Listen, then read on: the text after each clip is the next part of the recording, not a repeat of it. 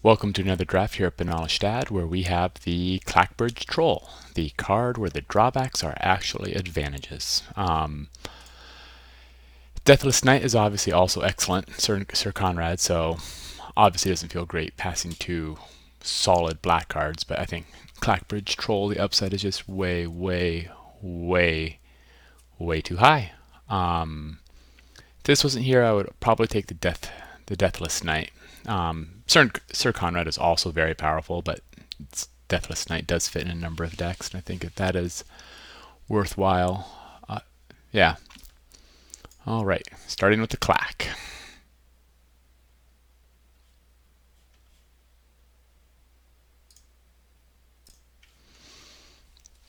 Okay, starting with a black card, and there's not a black card left in the pack. They took a common, so it is certainly not impossible that it was a Wishmahoozit baked into a pie.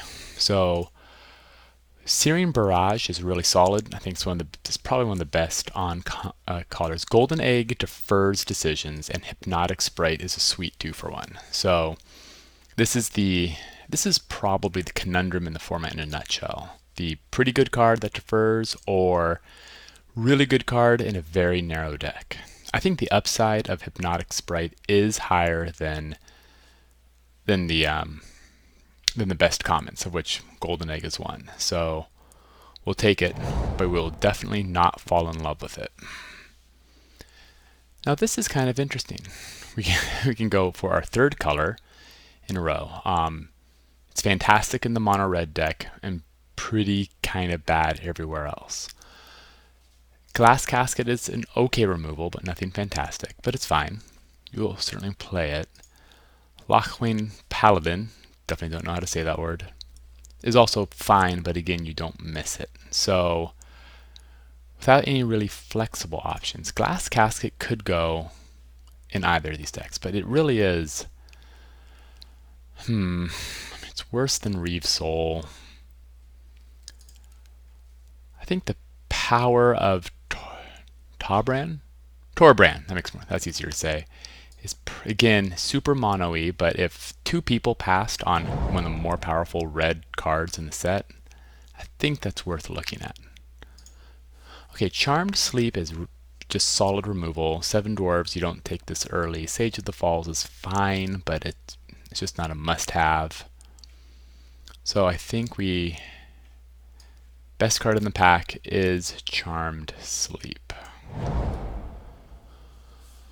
Okay, so interesting here, we kind of have Raging Redcap, which is perfectly fine, obviously fantastic with Torbrand.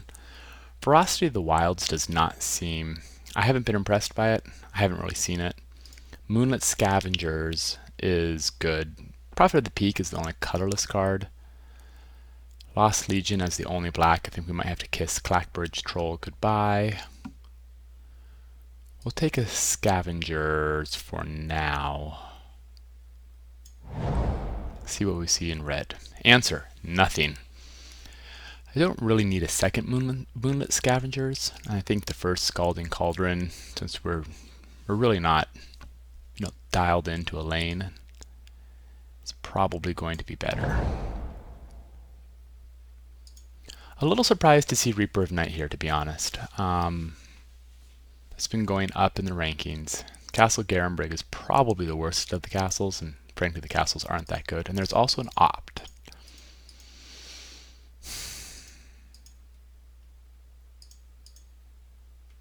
The answer is I don't know.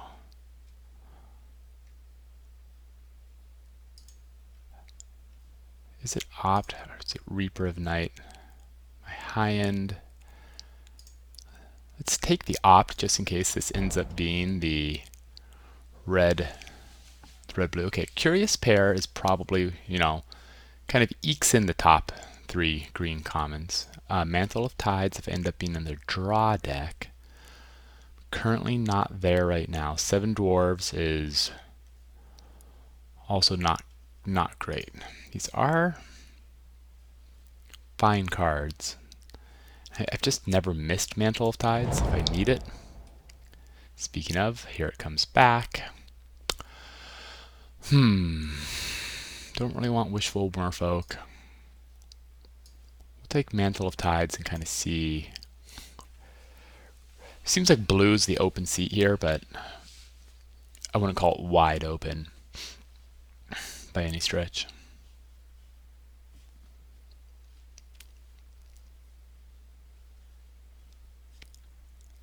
If we end up going blue, black, gingerbread. Wow, these are all kind of terrible. Okay, that is, Linden isn't great, but she's not that bad. And Youthful Knight. So this looks like white could be underdrafted at the table. Obviously going another triple white card. Let's take the red cap. Okay, so that's also very late. And Youthful Knight's pretty good. Weaselback red cap is, man, neither of these really pair well with blue, the direction they're going, which is a little unfortunate. I guess there's a medium.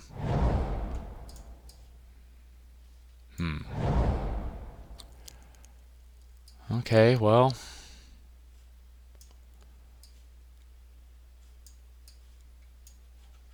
To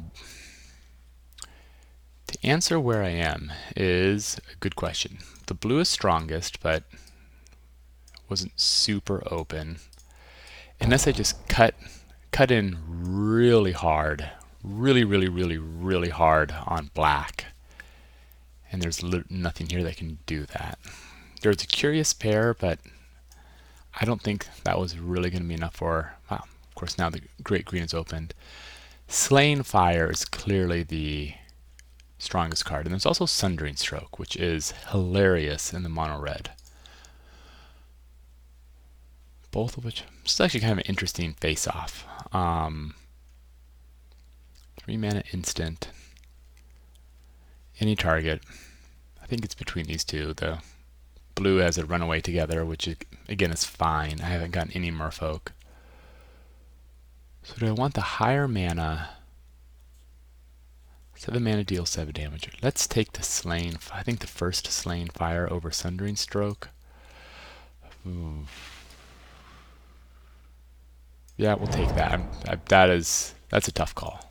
Okay, we're not really in the adventure colors, so I think we'll just take the Scorching Dragonfire. Okay, Rimrock Knight is fine if we're feeling aggressive. So now we kind of have the parting of the ways. Not surprised to see green looking pretty open here. There's the Secret Keeper, which is just probably the better defensive card. But if we're going aggressive blue-red, which is kind of a little more where we're at, I think we'll want the Rimrock Knight more. Okay, interesting. So, the Fireborn Knight, if we are just really going ham on the red cards, the blue cards I could potentially splash are the Moonlit Scavengers and maybe the Mantle of Tides, but hoo boy, I'm not really drawing cards here. But what am I taking instead? Nothing. So hopefully, if we have Merchant of the Veil, which is going to be possibly pretty necessary if I don't have any other payouts. We already have a red cap. Doesn't feel great. Yeah, I think we take the Merchant here.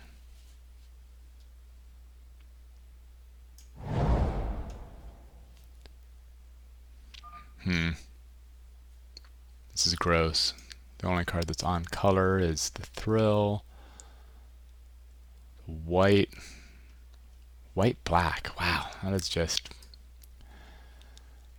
fascinating. Okay, so now look at all those. Okay, so we have the Arcanist Owl is really the best card in the pack, and I guess Jousting Dummy's playable, and I'm a little short on playables. That feels like the more disciplined choice. Hurts to Heard to see the Arcanist Owl go by, but we really have not seen any blue. Okay, well there's a So Tiny. That's not so bad. I would, in a red dominant deck, I would still play So Tiny. The Steel Gaze Griffin is pretty medium, but what, we have 2 ways to turn it on right now. Yeah, I think we're just gonna have to kind of hope. Okay, Hengewalker, it's a nice sign. Gargoyle for Desperation playable. So right, Prophet of the Peak as a Desperation. I mean, Outflank isn't great, but white is really underdrafted here. Wow. So with a Fireborn Knight, we could, I mean, we don't have a ton of reasons to necessarily be, well, there's the Improbable Alliance.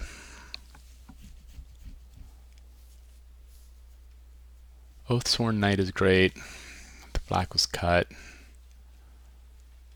Crystal Slipper probably won't wheel since it's the only red card in the pack. I might get Runaway Together. I probably won't though. Okay, well, we're going to try to eke out the second card.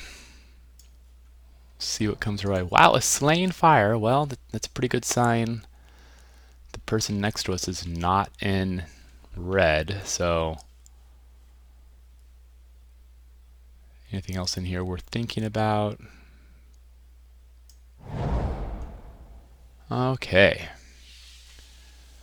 So I think probably we would take Turn into a Pumpkin. Just because we're not going to be able to cast Charmed Sleep. I think any eggs would be pretty nice. Okay, there's a Didn't Say Please. Skullknocker Ogre just looks terrible. It's a 4 mana 4/3, but we already have a couple of our 4-drop slot is fine right now. We can think about Mantle of Tides. So I think we take Rimrock Knight.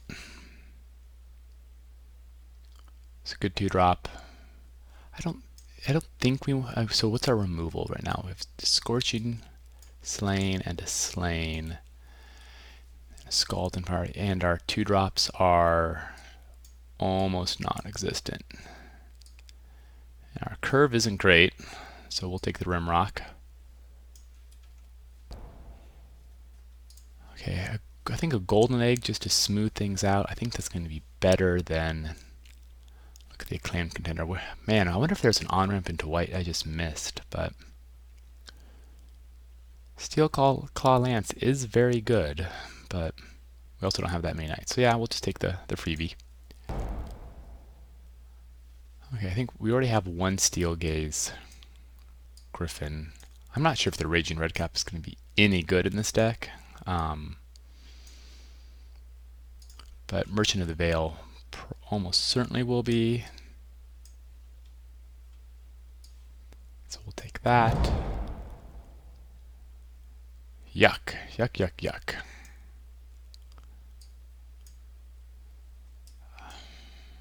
The curve isn't tragic. It's not great, don't get me wrong. But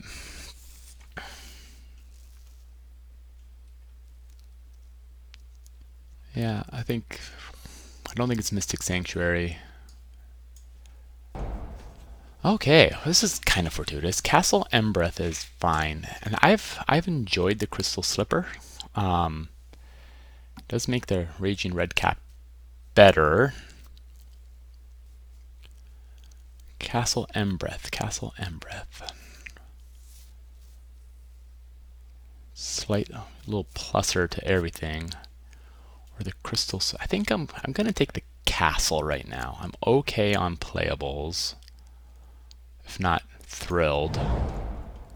Huh. And if I had better memory, I would have remembered that there's a Crystal Slipper in the next pack, which might make it, might not make it. Yeah, this is gonna be grim.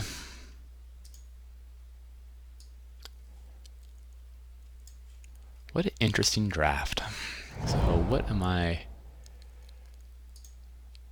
doubt I'm playing. Wow, that is also pretty surprising to see IRA here. But the black drafter, I mean, black was so dry coming at me, but who knows? Wow, memory theft should not be here either. Okay, well, once again, the white definitely wasn't there in the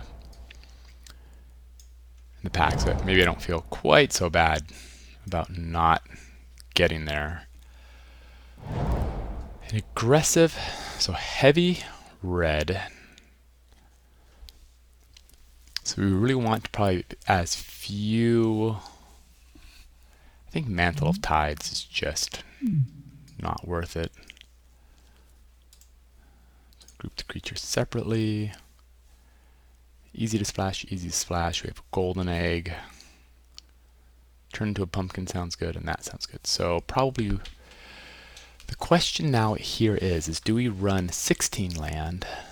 Because we're kind of iffy. That's the word I want to use. Iffy here.